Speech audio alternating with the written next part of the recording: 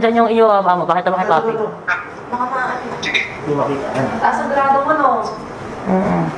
Kaka-baby niya, paano? Ayaw niya balisik. Kailangan na. Kailangan niya balisik. Hindi na sa push.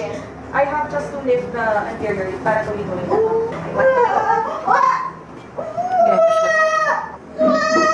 Okay, good. Ayan na. Game? Nandiyan.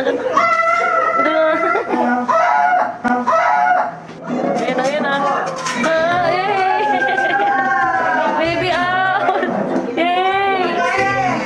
Baby girl talaga, Bobby! Baby girl! Parang si Bangko!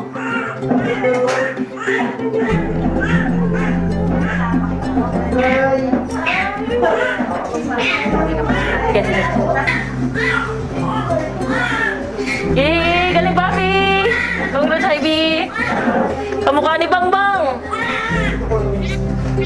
Ang bilis, di ba? Okay. After namin ni-rupture yung bag of water niya, yun, dire-diretso na siyang nanganak. Within 2 hours, she delivered bouncing baby girl weighing 3.3 kilos.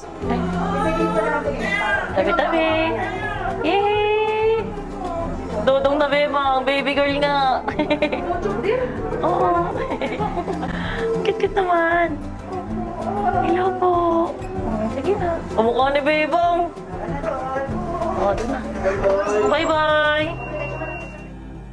Her uterus contracted. Fortunately, nag-contract naman. However, may napapansin kasi ako na bleeding na unusual. I've already ruled out yung uterine atomy. So, I've asked Papi kung pwede mag-anesthesia na kami para yung field ng inspection ko, hindi naman ako mahirapan magtumingin sa loob. So, nung nakita ko naman, nung pumayag naman si Papi doon sa anesthesia, nakita ko naman yung loob, may konting abrasion doon sa cervix niya. Ano lang namin yun, direct pressure and then tamang medication for that and then nag-stop na.